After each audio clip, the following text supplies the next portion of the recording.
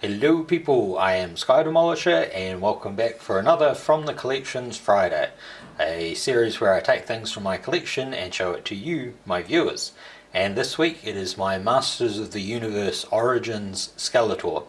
Now I had to order this guy from Amazon alongside He-Man because as far as I'm aware nobody in New Zealand actually stocks these figures, at least properly.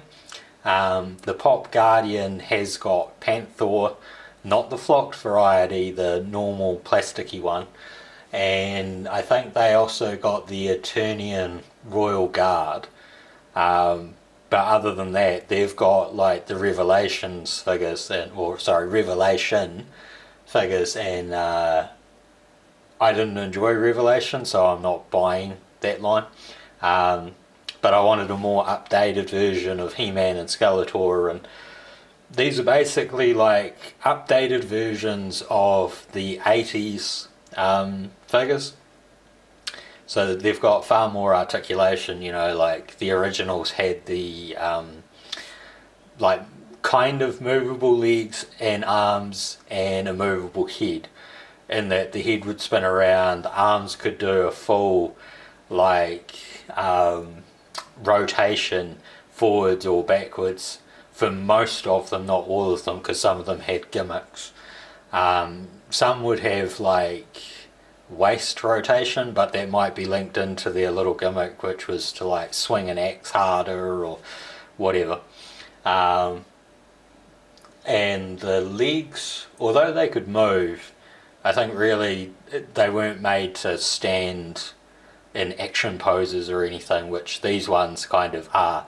Now this Skeletor I think is the original release of it, so he has the open mouth, whereas I think more modern versions of it that have been released since then, they've changed the head sculpt to have a closed mouth, which I think is what the original 80s figure had. So as you can see behind him, he comes on like the retro style card. It also comes with a mini comic. Now the mini comic I've just taken from the He-Man one, I've left it in the Skeletor one. So it's Beast Barrage. On the back you get like the other figures from the line. I think it's all of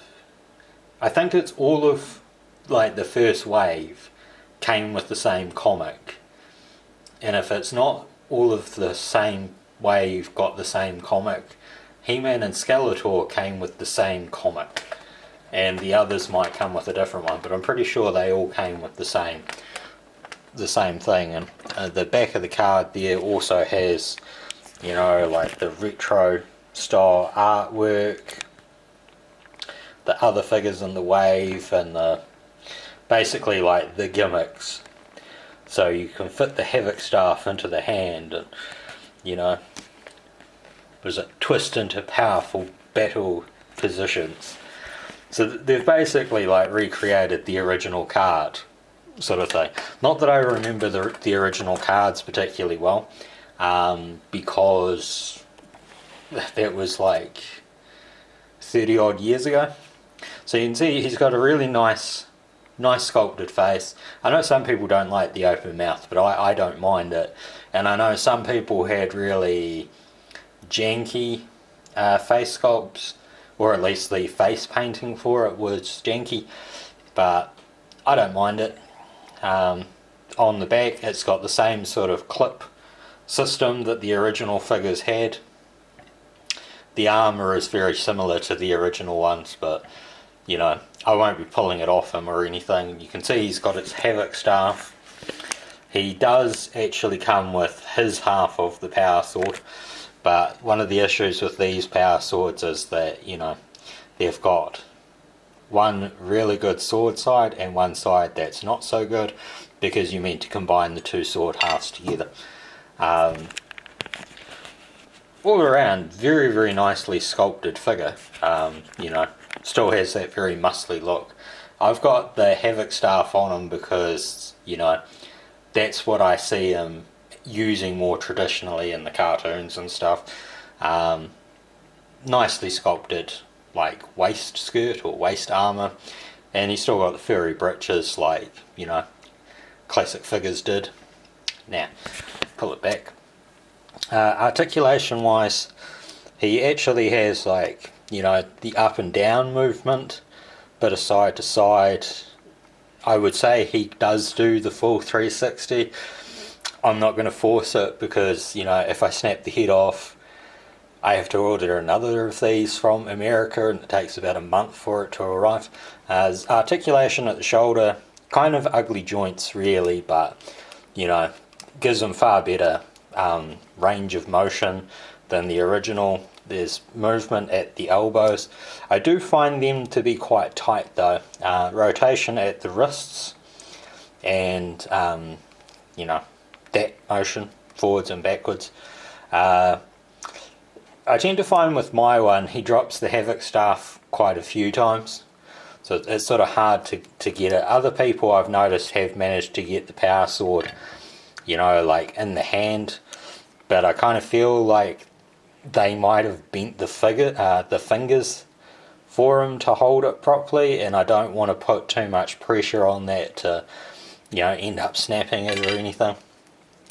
I kind of wish that they had moulded, you know, like a spear power sword for each one. So like you get a second version of the He-Man sword, but in purple, so that you could combine both halves to make a full sword. He has got articulation at the waist, no ab crunch or anything.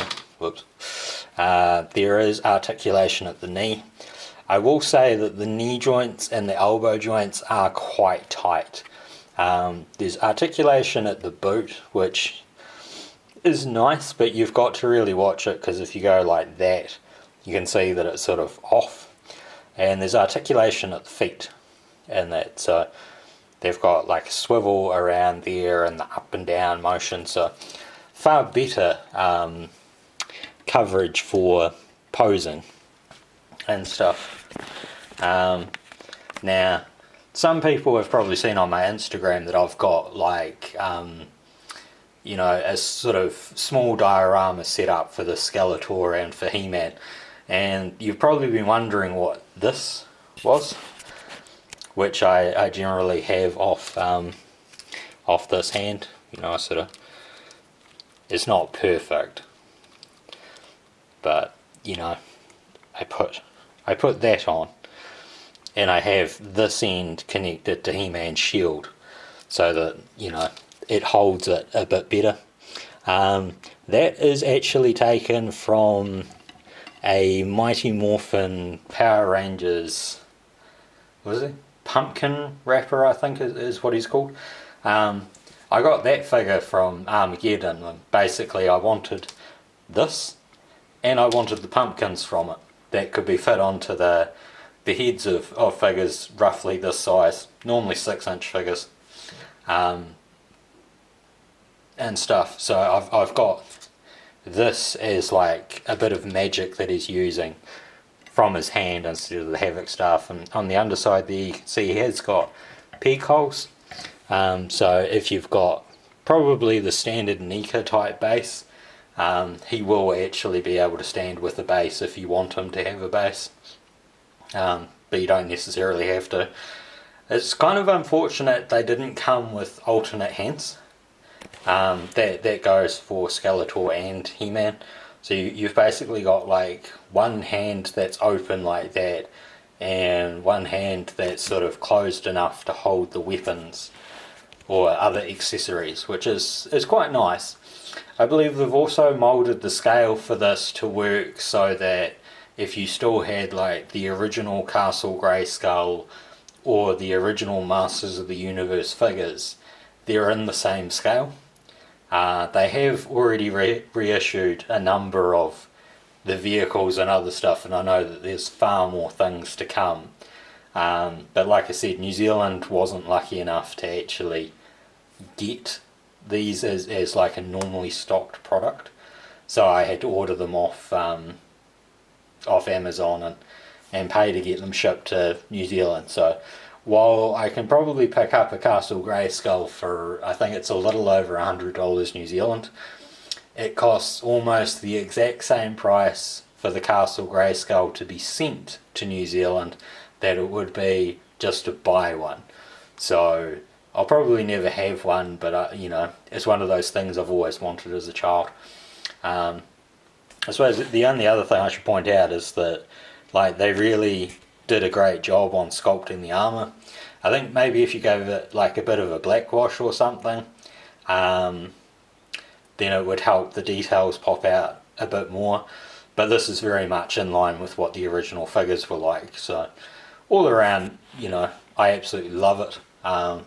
If you've seen my Instagram, you've probably seen me posing it on there and showing the little diorama type thing I built for them, because I don't really expect to get any more, just because I have to order them from overseas and it takes ages, and in these times it's very hard to do that sort of thing.